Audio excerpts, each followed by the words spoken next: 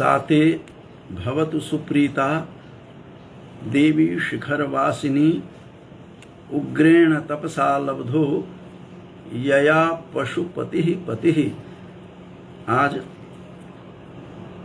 मैं एक ऐसी प्रखर लेखिका जो एक भाषा में नहीं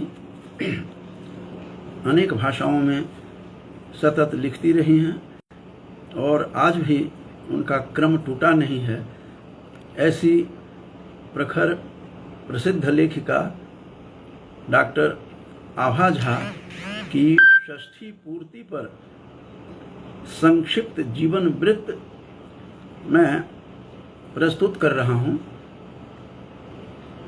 डॉक्टर आभा झा एक प्रसिद्ध लेखिका हैं। वे एक भाषा में नहीं बल्कि संस्कृत, हिंदी और मैथिली में सतत लिखती रही हैं और आज भी उनका आज भी उनकी लेखनी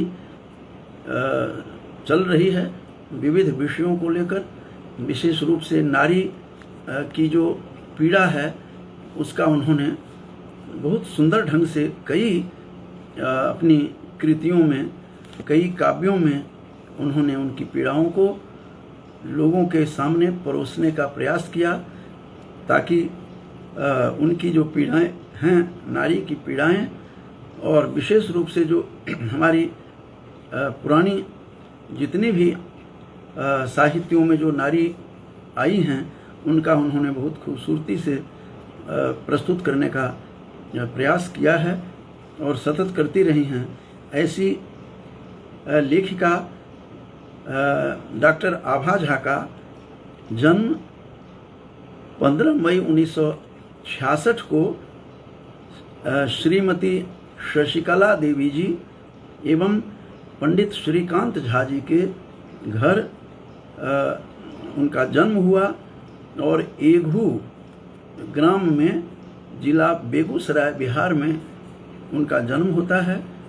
और 15 मई 1966 में जन्मी डॉक्टर आभा झा का बालकाल उनका बिहार में ही बालकाल बीता है। ऐसी प्रखर लेखिका डॉक्टर आभा झा की षष्ठी पूर्ति पर, चूँकि इसी माह वो सेवानिवृत्त हो रही हैं, तो उनके ऊपर मैं उनके जीवन वृत्त को लेकर मैं प्रस्तुत हूँ।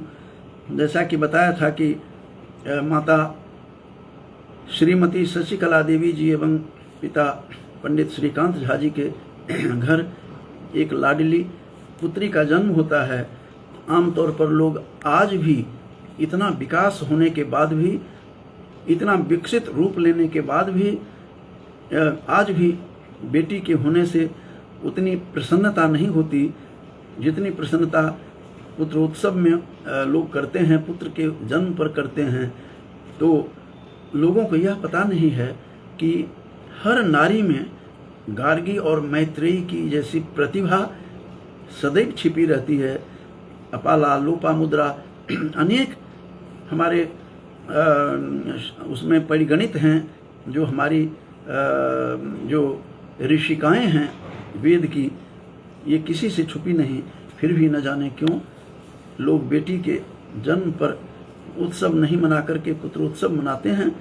अस्तु, तो ऐसे उस घर में श्रीमती शशिकला देवी जी और पंडित श्रीकांत झा जी के घर जन्मी एक बालिका आभा का जन्म होता है और धीरे धीरे में वे अपनी शिक्षा का भी प्रारंभ करती हैं। तो डॉक्टर आभा की शिक्षा दीक्षा क्या रही है, कहाँ से रही है, उस पर भी थोड़ा सा मैं थोड़ी सी चर्चा कर रहा हूँ। तो उन्होंने BA Sanskrit honours, MA Sanskrit, ये सभी के दोनों डिग्रियाँ TNV का कॉलेज जो भागलपुर का जो बहुत प्रसिद्ध रहा है, ऐसे भागलपुर बिहार से उन्होंने ये BA ऑनर्स और एमए की डिग्री वहीं से प्राप्त की।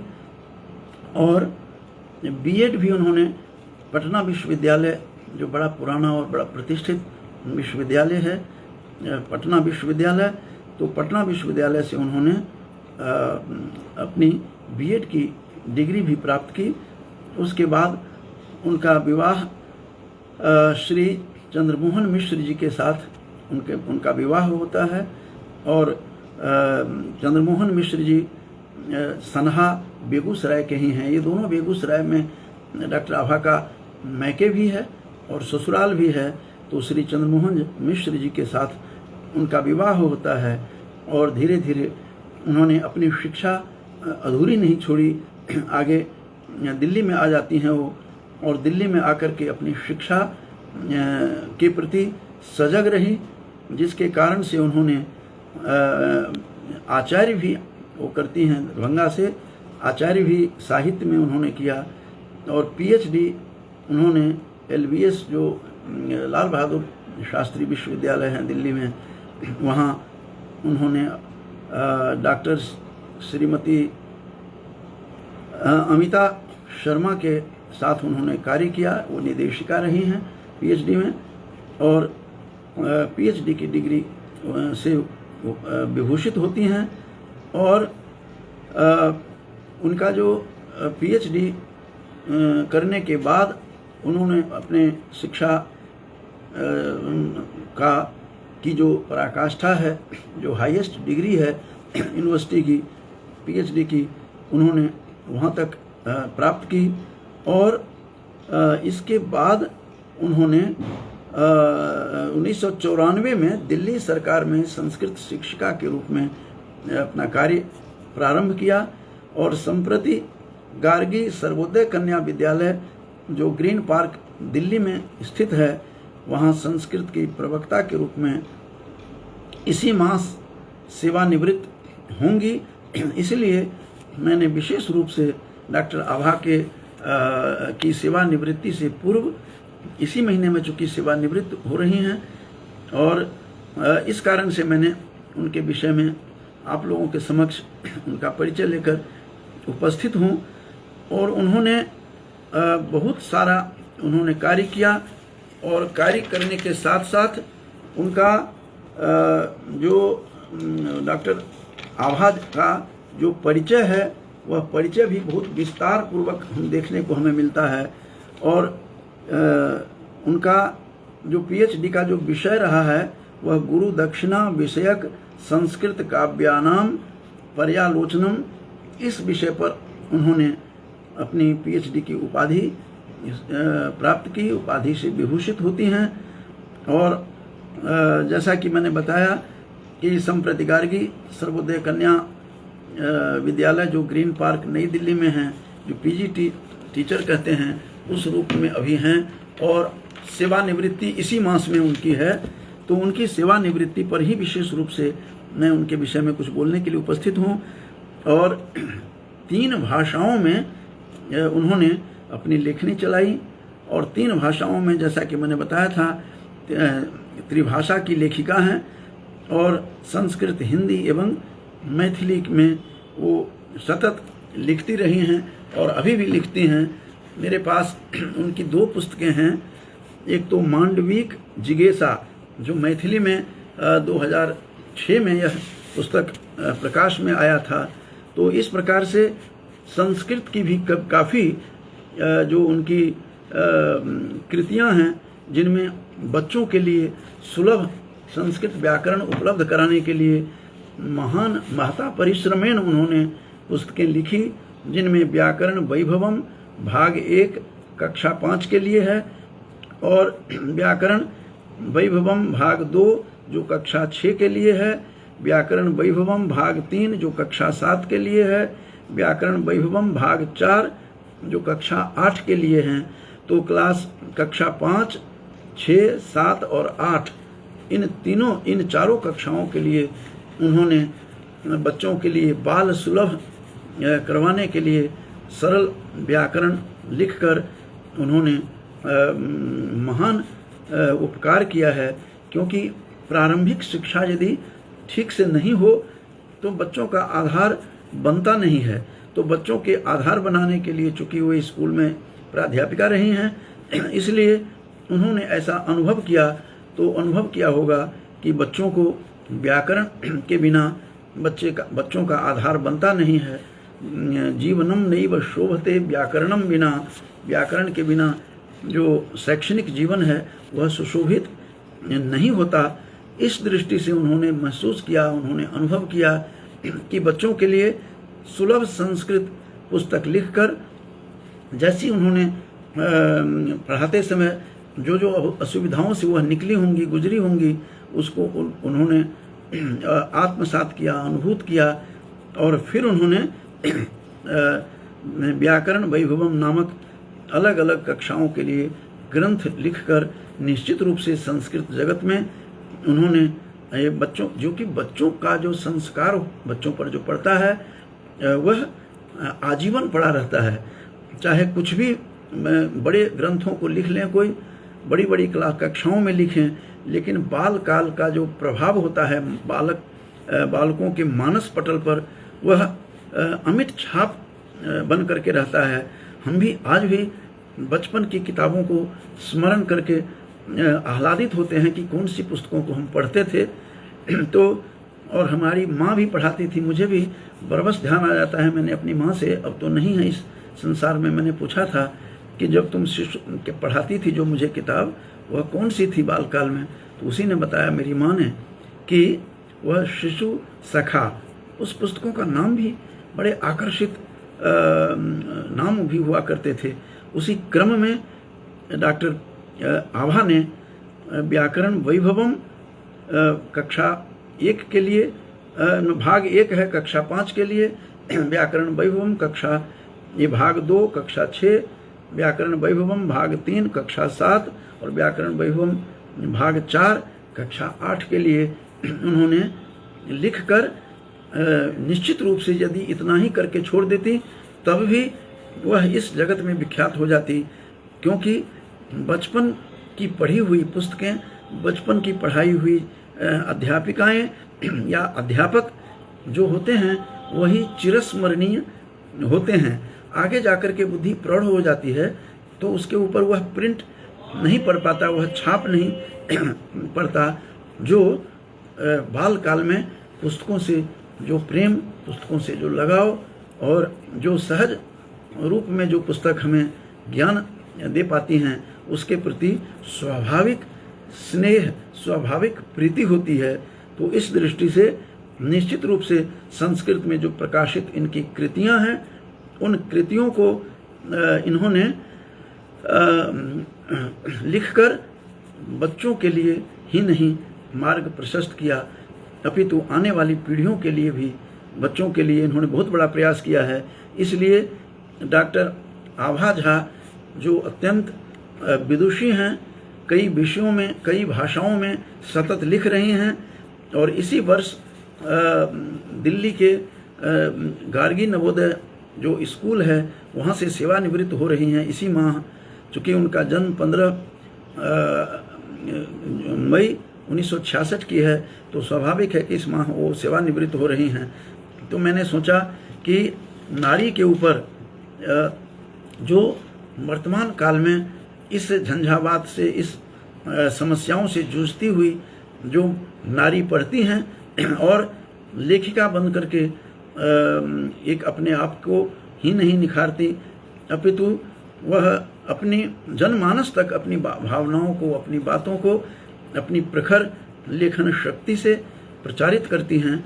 तो इस दृष्टि से मैंने सोचा कि डॉक्टर आभा झा जो दिल्ली के गार्गी सर्वोदय कन्या विद्यालय में पीजी टीचर के रूप में संस्कृत व्याख्याता के पद पर वह विराजमान हैं, जो इस महीने सेवानिवृत्त हो रही हैं, इसलिए मैं उनके विषय में कुछ परिचयात्मक रूप में मैं देने के लिए आज उपस्थित हूँ।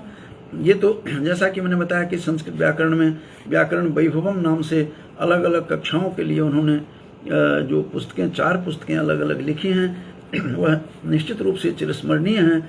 कल ही मैं एक बिहार के डॉक्टर बबनंदन मिश्र जी से बात हो रही थी, चूँकि वो भी लघु कौमुदी पर व्याख्या लिख रहे हैं, उनको मैंने कहा कि मैं डॉक्टर आभा झा के बारे में बताऊंगा, जिनकी इस प्रकार की कृतियां हैं, तो बड़े प्रसन्न हुए।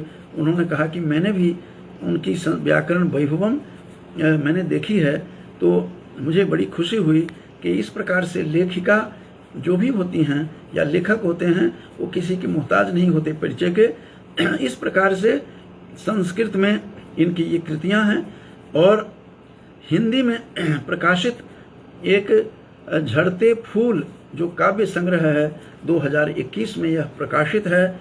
और इससे पूर्व जैसा कि मैंने बताया था कि संस्कृत के व्याकरण वैभवम वो सरस्वती प्रकाशन से प्रकाशन है, और हिंदी में झड़ते फूल इस बात से या इस बात का द्योतक है कि जब फूल झड़ता है उसमें झड़ते हुए फूल उगते हुए आम जनों को कोई प्रभाव नहीं डालता, लेकिन जो लेखक होते हैं उनकी मस्तिष्क, उनकी बुद्धि कुछ अलग और विलक्षण हुआ करती हैं। इसीलिए झड़ते फूल में भी उन्हें कुछ अच्छाइयाँ दिखाई देती हैं, और उसमें क्या गुण होते हैं और क्या वह संदेश देता है झड़ते फूल, इसके ऊपर उन्होंने जो काव्य संग्रह है बहुत ही आकर्षक है, बहुत ही सुंदर यह काव्य संग्रह है। 2021 में यह प्रकाशित है, और इसके बाद मैथिली काव्य में सतत ये लिखती रहीं। उनका मैंने एक पीछे इंटरव्यू भी मैथिली में सुना था, तो उसमें भी डॉक्टर आभा झा के बारे में उस साक्षात्कार में कहा गया कि शुरू में इन्होंने अपनी मैथिली में नहीं लिख करके संस्कृत में लिखती रहीं। चूँकि संस्कृत की विद्यार्थी हैं तो स्वाभाविक था कि अपने विषय के प्रति, अपने उस भाषा के प्रति स्वाभाविक प्रीति होती है, स्वाभाविक स्नेह होता है, नैसर्गिक स्नेह होता है। इसलिए उन्होंने प्रारंभ किया। बाद में अपनी लेखनी से मैं, क्योंकि इनसे कई वर्षों से फेसबुक पर इनकी कई कृतियों को मैंने धारावाहिक के रूप में मैंने कृतियों को देखी है, बहुत नज़दीक से नई नई चीज़ें लिखती रही हैं, और बहुत सारी पुस्तकों को जो भाव इनका रहता है उस भाव को सहज रूप में परोसती रही हैं ये फेसबुक के माध्यम से। तो फेसबुक के माध्यम से भी मैंने इनकी कई रचनाओं को सहज देखी है, और जो मुझे अत्यंत प्रभावित किया है। एक बात यहाँ बता देना आवश्यक है कि डॉक्टर आभा अत्यंत विनम्र हैं, विनम्र महिला हैं, और ये मेरी अनुजा कल्प के रूप में हैं, तो इसकी विनम्रता भी मैंने देखी है। ये एक बार 2022 में जब मिथिला विभूति सम्मान 2022 में मुझे मिला दिल्ली में, वहाँ पर मैंने इनकी प्रस्तुति भी देखी है। उस समय जब मैं पहुँचा तो इनको देखा कि ये काव्य पाठ कर रही थी। काव्य पाठ से उतरती हुई मैं समझ गया कि ये डॉक्टर आभा हैं। चूँकि मैं इनको फेसबुक पर ही काफ़ी वर्षों से देख रहा था, तो उन्होंने विनम्रता इनकी कितनी है, कितनी पराकाष्ठा पर है कि आते ही मैं और अंग्रेजी के बहुत बड़े विद्वान जो अब नहीं हैं, ललितेश मिश्र जी भी हमारे पास बैठे थे, बल्कि मैं उनके पास बैठा था। अंग्रेजी साहित्य के मर्मज्ञ हैं, मैथिली के भी रहे हैं। तो डॉक्टर आभा ने मंच से उतरते ही हम दोनों को उन्होंने चरण स्पर्श करके अपनी विनम्रता का परिचय दिया। तब मैंने सहजता से पूछा, आप मुझे पहचान गई आभा, मैं कौन हूँ? तो कहती है, मैं पहचान गई सर, इसीलिए बड़ी आतुरता से अपनी कविता पाठ करके झटित में वहाँ से आकर के मैंने आपका चरण स्पर्श करके आशीर्वाद प्राप्त किया है। मैं जानती हूँ, इसीलिए तो चरण स्पर्श किया है। तो इनकी विनम्रता की साक्षात प्रतिमूर्ति हैं, विनम्रता के विग्रह हैं। तो ऐसी अनुजा कल्पा जो हमारी डॉक्टर आभा हैं, उनके विषय में बोलने के लिए मुझे विवश किया है, और विशेष रूप से सतत ये लिखती रही हैं, और एक से एक इनकी कृतियां हैं, जिनकी कृतियों के ऊपर मैं एक दिन बोलना शुरू करूं तो एक दिन में यह समाप्त होने वाला नहीं है। और इनकी कृतियों को बहुत नज़दीक से मैंने देखा है। तो मैथिली की कौन कौन सी हैं? 2020 में कने हमरो सुनो, माने थोड़ा हमें भी सुनिए, इस प्रकार से इस शीर्षक से कने हमरो सुनु काव्य संग्रह अत्यंत रोचक है और 2020 में यह प्रकाशित हुआ था। साथ ही प्रतीक्षा जो कथा संग्रह है ये बहुआयामी व्यक्तित्व के धनी डॉक्टर आभा हैं। डॉक्टर आभा झा गद्य में भी लिखते हैं, पद्य में भी लिखते हैं, संस्कृत के श्लोकों का निर्माण करते हैं। तो इस प्रकार से संस्कृत अकादमी जो है दिल्ली के, उससे भी वह सतत जुड़ी रही हैं। लघु नाटक भी लिखते हैं। तो इनके कई विधाओं में इनकी लेखनी चलती रही है, सहज रूप से लिखती रही हैं। तो इस प्रकार से प्रतीक्षा जो है कथा संग्रह, वह कथाओं का संग्रह जो वह ग्रंथ है 2020 में यह प्रकाशित हुई हैं, लगातार लिख रही हैं।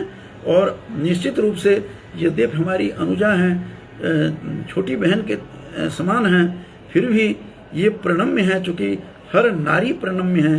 नारी का के विषय में मैंने लिखा कई जगह, ऐसा इस अपने भावना को लिखी है मैंने कि नारी आखिर होती क्या है, जो पति और पिता के कुल को समतुल्य करती हुई स्वयं को मिटा देती है, यही नारी का नारीत्व है। इस प्रकार से अपने भाव को मैंने कई जगह लिखने का प्रयास किया है, कई फॉरवर्ड्स, कई पुस्तकों का लिखा है, उसमें भी मैंने इस प्रकार के भाव को दिए हैं। यह तब अनुभव हुआ जब मेरी माँ चली गई संसार से, तब अनुभूति हुई थी कि देखिए कहाँ उसका जन्म होता है, अपने गांव में, और किस प्रकार ससुराल में आकर के उनकी समस्त अंतिम क्रिया होती है, तो किस प्रकार से वह मिटा देती हैं। मैंने अपनी माँ के देहांत पर यह अनुभूति में की थी, अनुभव किया था। तो हर नारी मेरे लिए प्रणम्य लगती हैं। तो इस दृष्टि से यद्यपि यह अनुजा हैं, लेकिन इनकी लेखनी को भी मैं नमन करता हूँ, प्रणाम करता हूँ। तो प्रतीक्षा नामक कथा संग्रह है 2020 में। और स्नेहक दाम, ये स्नेह की कीमत, स्नेहक दाम मैथिली में जो हैं, ये इनकी बिहनी कथा जो संग्रह है वह 2020 में भी ये प्रकाशित हुआ, स्नेहक दाम। तो जैसा कि मैंने देखा है, आप लोगों ने देखा कि ये लगातार लिख रही हैं, चाहे वह संस्कृत के श्लोक का निर्माण हो, समय समय पर संस्कृत में, मैथिली में और हिंदी में अपनी लेखनी चलाती रही हैं और आज भी चला रही हैं। तो स्नेहक दाम जो बिहन कथा संग्रह जो है उसको उन्होंने 1920 में प्रकाशित करवाई थी। और उसके बाद चिन्मार, अब ऐसे शब्द लुप्तप्राय होते जा रहे हैं। जो चिन्मार होता है, जो रसोई घर का मुख्य भाग हुआ करता था पहले, विशेष रूप से मिथिला में हम देखते थे और हर जगह था भारतवर्ष में। तो जो मध्य भाग में थोड़ा सा ऊंचा करके बनाते थे लोग, और उस पर किस प्रकार से लावनी एक होता है, उसके ऊपर स्टैंड होता था उस दीपक रखने का। तो उस सारे के सारे शब्द लावनी हों या चिन्वार हों, अब ये चिन्वार शब्द का प्रयोग किया है इन्होंने, प्रयोग ही नहीं किया बल्कि काव्य संग्रह का नाम दिया है चिन्वार काव्य संग्रह, जो 1921 में यह ग्रंथ प्रकाशित हुआ, प्रकाशन में आया। और आलोचना वातायन करके एक आलोचनात्मक ग्रंथ है, जो आलोचनाक वातायन, तो आलोचना की खिड़कियों से इन्होंने जो अर्थ है इसका 2022 में ये आलोचनाक वातायन नाम से इन्होंने एक संग्रह आलोचना के रूप में 2023 में यह प्रकाशन में आता है, 2022 में प्रकाशन में आता है। और फिर आगे मैथिली की इनकी पर लेखन क्रिया, मैथिली पर लिखने की का जो कार्यक्रम है उनका रुकता नहीं है, यहीं पर नहीं रुकता, अपितु हम अहाँ आ मैथिली एक आलेख संग्रह है जो 2023 में यह ग्रंथ प्रकाश में आया है। जो हम अर्थात मैं, आप और मैथिली, इसको हिंदी में कहेंगे तो मैथिली में है हम, अहाँ और मैथिली, हम, अहाँ, आ, मैथिली, ये जो है आलेख संग्रह है, कई आलेखों का संग्रह है। इससे पता चलता है कि लेखिका सतत लिखती रही हैं, एक तरफ नहीं इनका ध्यान गया। और चतुर्दिक यह दृष्टि इनकी है, चाहे वह निबंध हो, चाहे कथा हो, या इनका जो अलग अलग आर्टिकल्स हैं, शोधालेख हैं, उन शोधालेखों को इन्होंने एक जगह समवाय रूप में इन्होंने मैथिली में लिखा। आलेख संग्रह है, 2023 ईस्वी में प्रकाशित है, जिसका नाम फिर मैं दोहराता हूँ, हम आहाँ आ मैथिली, अर्थात मैं, आप और मैथिली। तो इस प्रकार से आलेख संग्रह बहुत ही रोचक है, आकर्षक है, विलक्षण है। तो इस प्रकार से इन्होंने अपनी लेखनी से तरह तरह की चीज़ें लिख करके नित्य नूतन ये परोसती रही हैं और लगातार लिखती रही हैं। जैसा कि मैंने बताया था कि 2021 मैथिली साहित्य जो 2021 में हिंदी में लिखा था इन्होंने, झड़ते फूल, और उसके बाद 2020, 2021, 23 और फिर सीताक स्वर, क्योंकि ये सीता की भूमि से हैं, मिथिला की बेटी हैं, और हर मिथिला की बेटी ही नहीं, भारतवर्ष की हर नारी में मुझे, हर नारियों में मुझे गार्गी और मैत्रेयी की आभा झलकती रहती है।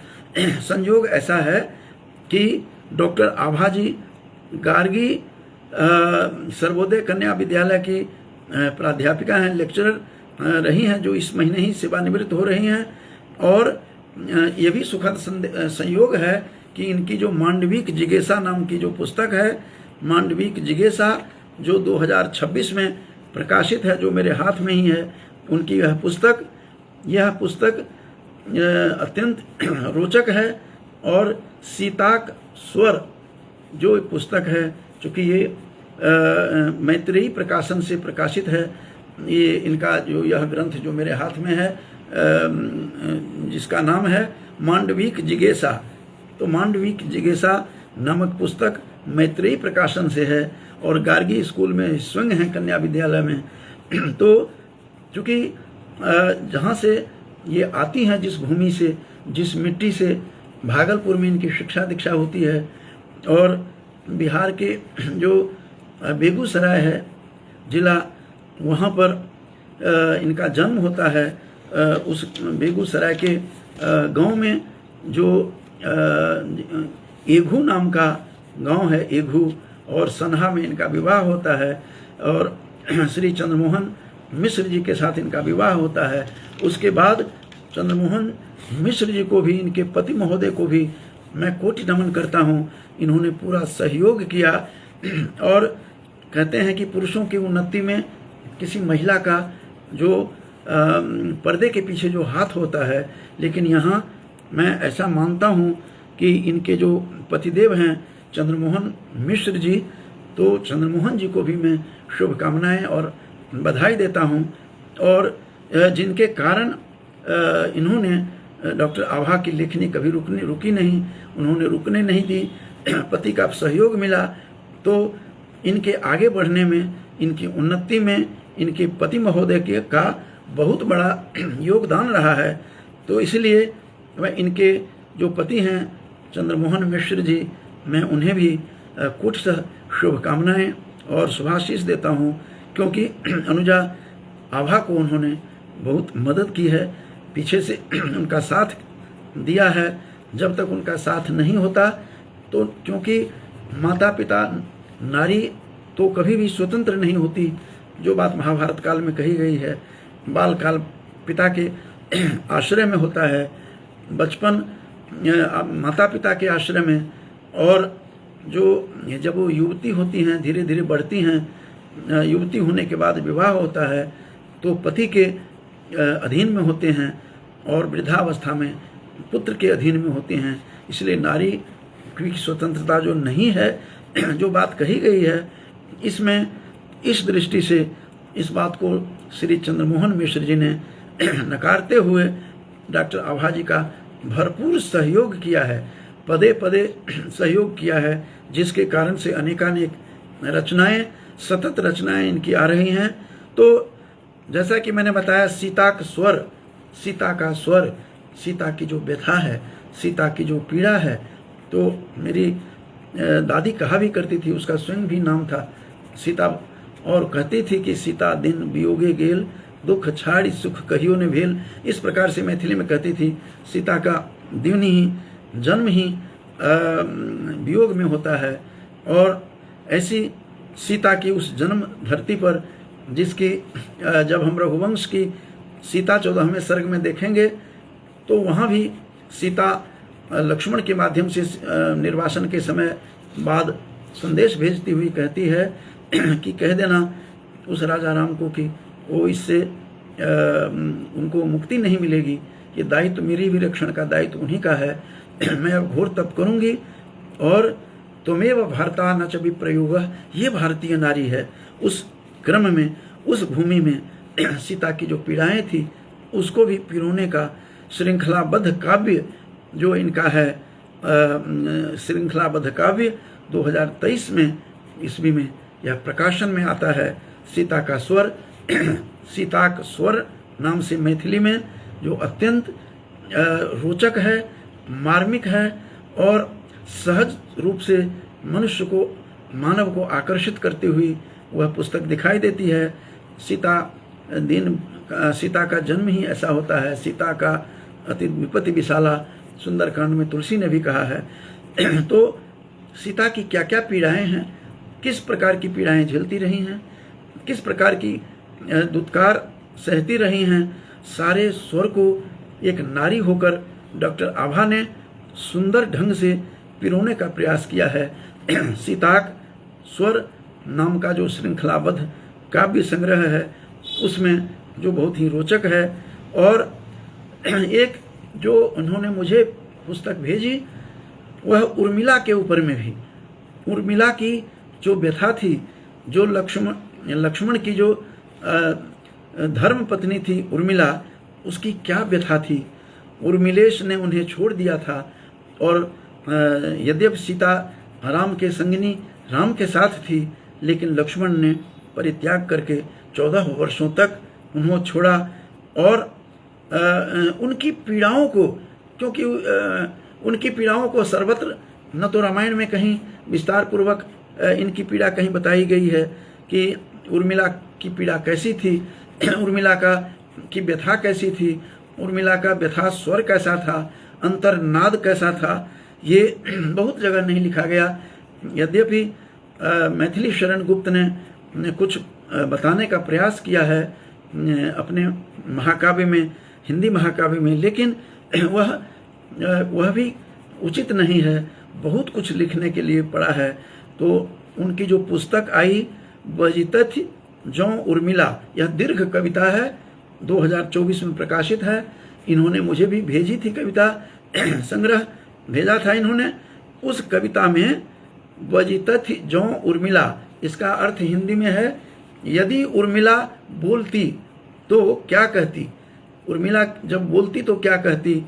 बजितथि जौ उर्मिला इस बात से ध्वनित होता है, इस बात से संकेतित होता है, स्वतः ध्वनित होता है कि सीता के साथ साथ उर्मिला की व्यथा कैसी थी। सीता की जो बहन थी, जो शिरध्वज जनक की पुत्री थी उर्मिला, जो जिनके पति उर्मिलेश अर्थात लक्ष्मण थे, उनकी कितनी पीड़ाएं थी। 14 वर्षों तक उन्होंने पति से दूर रहकर और दूर रहते हुए मदद की है। यह बात यदि राधे श्याम रामायण को यदि देखेंगे, वहाँ यथार्थ बताया गया है कि उर्मिला किस प्रकार से लक्ष्मण को कहती है कि हे लक्ष्मण, तुझे क्या पता है, तुम क्या जानते हो, तुमसे हमारे जो पति हैं मेघनाद तुमसे नहीं हारा है। ये उसमें मेघनाद की पत्नी कहती है, ये उर्मिला तुम्हारे साथ थी हे लक्ष्मण, इसीलिए ये बात सुलोचना कह रही हैं, कहती हैं तुम्हारे मेघनाद की जो पत्नी थी वह सुलोचना कहती हैं कि तुम क्या कर सकते थे, मेरे पति को तुम मार नहीं सकते थे, तुम्हारे पास उर्मिला की शक्ति थी, उर्मिला का सतीत्व था, उर्मिला का त्याग था, उर्मिला की तपस्या थी, जिसके कारण वो तुम मेरे पति को मार सके हो, वरना तुम्हारी क्या हिम्मत थी, तुम्हारी क्या ताकत थी। इस प्रकार की बात राधे श्याम रामायण में बखूबी से लेखक ने बताने का प्रयास किया। उसी भाव को मैथिली साहित्य में डॉक्टर आभा झा ने बजते थी जौ उर्मिला बोल, जब उर्मिला यदि बोलती, इस हिंदी में इसको कहेंगे तो दीर्घ कविता में, लंबी कविता में उर्मिला की व्यथा को, कथा को, पीड़ा को पिरोने का सहज प्रयास किया है। डॉक्टर आभा की इस लेखनी को मैं निश्चित रूप से नमन करता हूँ कि किस प्रकार से उन्होंने लिखी है। मेरे पास भी उन्होंने भेजी थी, मैंने पढ़ी है। एक एक अक्षर में उर्मिला की जो व्यथा है, उर्मिला की जो पीड़ा है, उर्मिला का जो विषाद है, वह झलकती हुई दिखाई देती है। बजते थी जो उर्मिला, ये मैथिली काव्य में डॉक्टर आभा झा ने लिखने का प्रयास किया है।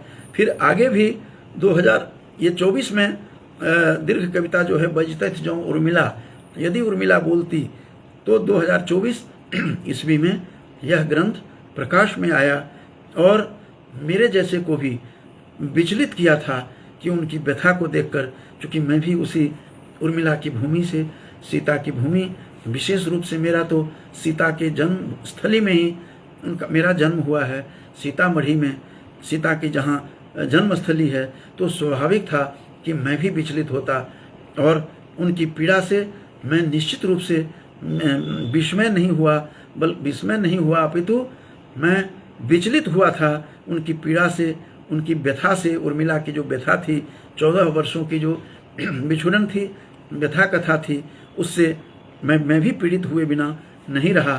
तो पाठकों को सहजता से इन्होंने आकर्षित किया है अपनी लेखनी से, अपनी लेखन शक्ति से। और ध्यान धरु सदा नीरा, ये कविता संग्रह 2025 ईस्वी में यह पुस्तक प्रकाश में आई थी, प्रकाशित हुई थी। ध्यान धरु सदा नीरा, ध्यान रखिए से सदा नीरा। तो इस प्रकार से कविता संग्रह है मैथिली में। अनेकानेक मैथिली साहित्य का सृजन किया, प्रणयन किया। तो प्रणेत्री हैं, लेखिका हैं डॉक्टर आभा झा।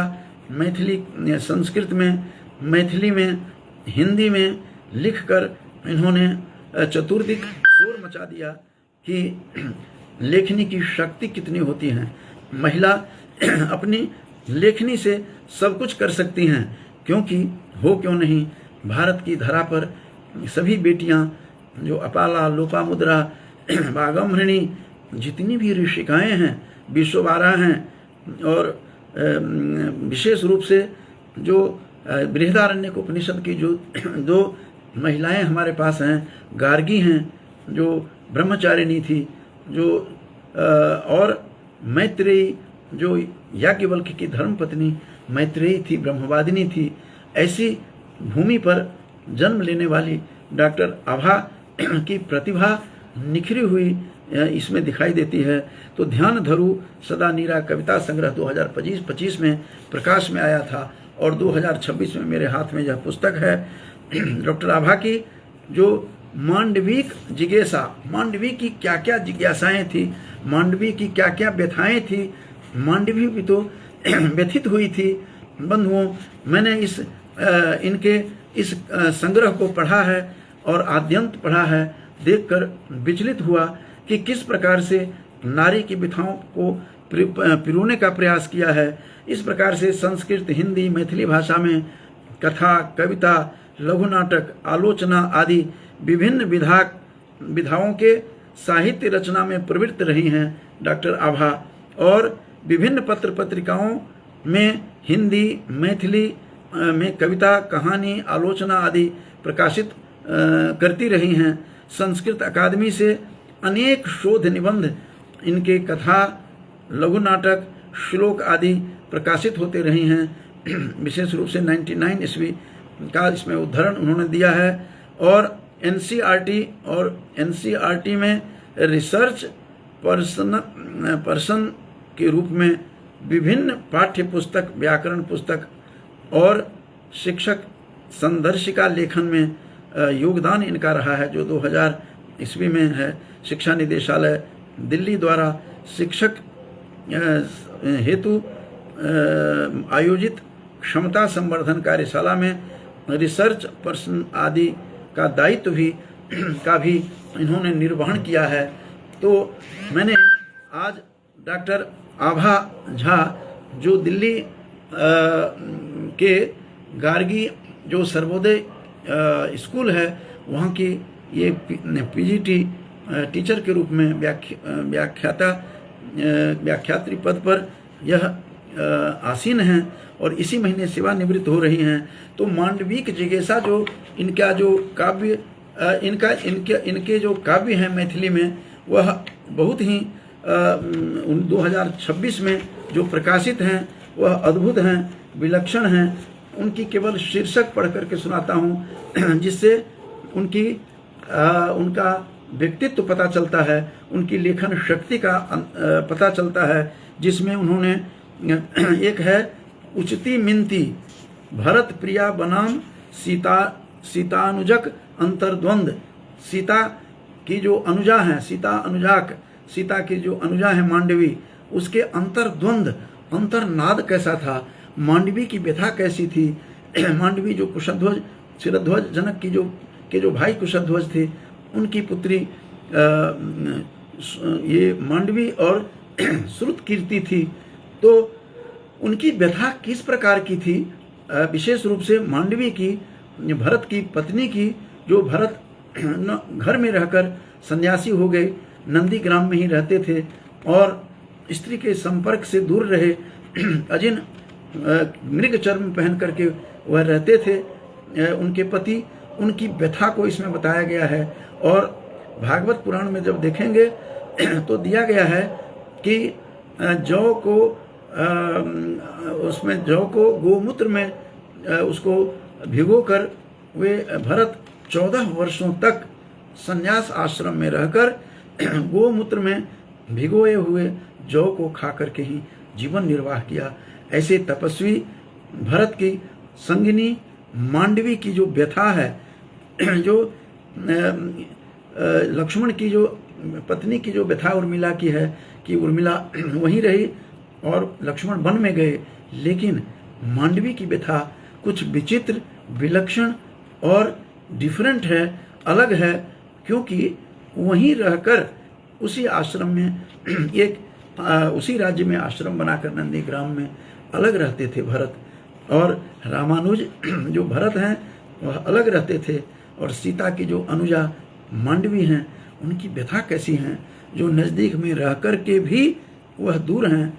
तो इस प्रकार से भरत प्रिया बनाम सीतानुजाक अंतर्द्वंद, सीता की अनुजा का अंतर्द्वंद को पिरोने का प्रयास किया। श्रुत कीर्ति की भी व्यथा बताई है इन्होंने। और अर्जुन के उत्ताप की भी बारे में बताया है। याज्ञसेनी के आलाप, कुंती की व्यथा को भी इन्होंने मैथिली काव्य में रूप दिया है। और अहिल्या का प्रश्न, अहिल्या ने कई प्रश्न अहिल्या के थे, जो गौतम की पत्नी थी, जो शतानंद जैसे सन्यासी ऋषि जनक के गुरु की माता थी अहिल्या की क्या व्यथा थी। किस प्रकार से इंद्र ने छल पूर्वक उनके साथ अत्याचार किया और उसको भोगा, पति के शाप को किस प्रकार भोगा, इसको उन्होंने इस काव्य में पिरोने का प्रयास डॉक्टर आभा झा ने करने का प्रयास किया है। और बाली पत्नी जो तारा थी उनकी भी व्यथा को समेटने का प्रयास किया है, पिरोने का प्रयास किया है। क्योंकि बाली की जो पत्नी थी उसने क्या क्या व्यथाएं झेली, उनका जन्म किस प्रकार से हुआ और अलौकिक जन्म लेने वाली बाली की पत्नी तारा किस प्रकार से थी। पंच कन्याओं में परिगणित तारा और अहिल्या भी हैं, इनका भी इन्होंने अपने इस काव्य में डॉक्टर आभा ने पिरोने का प्रयास किया है। बृहस्पति पत्नी तारा का भी इन्होंने दिया है। बृहस्पति की पत्नी जो तारा थी उसको किस प्रकार से छल हुआ, उसको किस प्रकार से जो उनके साथ अत्याचार हुआ, उसकी पीड़ा को भी डॉक्टर आभा ने पिरोने का प्रयास किया है। मंदोदरी मुख सौ, एक इनकी काव्य, इनका काव्य है मंदोदरी के मुख सो, मंदोदरी के मुख से। मंदोदरी की व्यथा कैसी थी, मंदोदरी किस प्रकार से सब कुछ सहती रही और किस प्रकार से वह चुप रही, उनकी अंतर व्यथा क्या थी। मांडविक जिज्ञासा नामक जो ग्रंथ है डॉक्टर आभा झा का, वह निश्चित रूप से नारी की व्यथाओं को पिरोने का प्रयास किया है।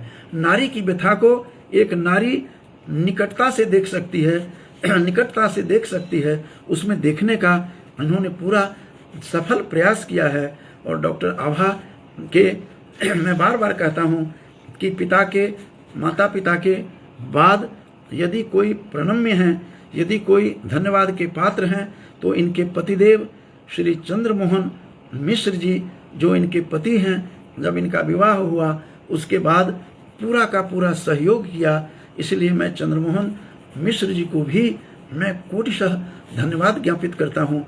यदि वो साथ नहीं देते डॉक्टर आभा को, तो इनकी आभा और प्रतिभा कुंठित होकर के दम तोड़ देती, उस कोवर घर में ही समाप्त हो जाती। इसीलिए बहुत बड़ा कंट्रीब्यूशन चंद्रमोहन मिश्र जी का है, डॉक्टर आभा झा के पति का है, जो उन्होंने इतना साथ दिया। और इसी महीने वो सेवानिवृत्त हो रही हैं। षष्ठी पूर्ति पर मैंने डॉक्टर आभा झा के विषय में बोलने का आज लघु प्रयास किया है कि प्रसिद्ध लेखिका डॉक्टर आभा झा की षष्ठी पूर्ति पर संक्षिप्त जीवन वृत्त उनका किस प्रकार से है। तो एक मजी हुई लेखनी के धनी हैं और लेखिका हैं, कवयित्री हैं, कहानी भी लिखती रही हैं, कथा भी लिखती रहीं और एकांकी भी लिखती रही हैं। तो कई विधाओं की जो लेखिका डॉक्टर आभा झा हैं, जो संप्रति गार्गी सर्वोदय कन्या विद्यालय ग्रीन पार्क नई दिल्ली से इस महीने व्याख्यात्री पद से सेवानिवृत्त हो रही हैं, बहुमुखी प्रतिभा से संपन्न हैं।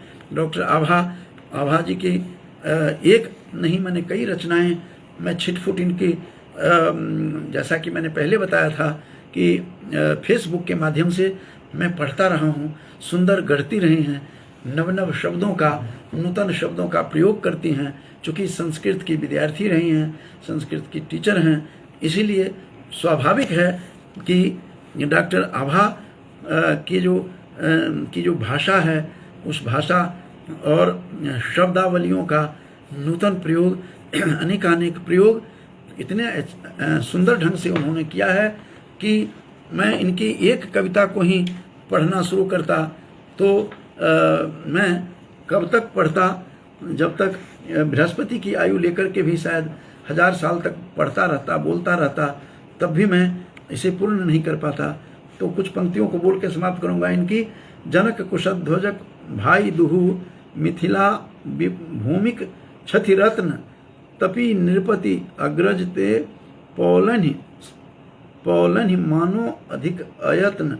ये कई कविताओं को मैंने नज़दीक से देखने का प्रयास किया है, बहुत सुंदर प्रयोग किया है, नित नूतन प्रयोग करती रही हैं और लगातार मैंने इनका धारावाहिक रूप में, जैसा कि मैंने बताया था कि फेसबुक पर भी देखता रहा और वैसे भी इनकी पुस्तकें मैंने पढ़ी हैं। तो कल सहज रूप से मुझे स्मरण हुआ मांडविक जिज्ञासा नाम की जो इनकी पुस्तक है, मैथिली काव्य संग्रह, जिसमें नारियों की पीड़ा का वर्णन है, पीड़ाओं का। तो उस ग्रंथ को देखा तो ध्यान गया कि ये 15 मई 1966 का जन्म है, तो निश्चित रूप से इसी माह वो सेवानिवृत्त हो रही हैं। तो मेरे मन में जिज्ञासा हुई कि अनुजा कल्प हैं, ये हमारी छोटी बहन के समान हैं। तो इसलिए डॉक्टर आभा झा के ऊपर मैं बोलने के लिए आज मैं उद्यत हुआ हूँ। कल मैंने दूरभाष से उनसे पूछा कि आपके इस पुस्तकों में मुझे कहीं नहीं देखने को मिली है, तो कृपया आप अपनी माताजी का और पिताजी का नाम बताएं, जिन्होंने आपको ऐसी पवित्र कन्या का जन्म दिया, ऐसे विदुषी कन्या का जन्म दिया।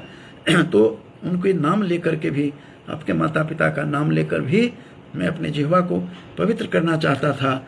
इनके गांव, इनके ससुराल दोनों का पता किया और तब जाकर के आज कुछ बोल पाने में सक्षम हो पाया हूँ।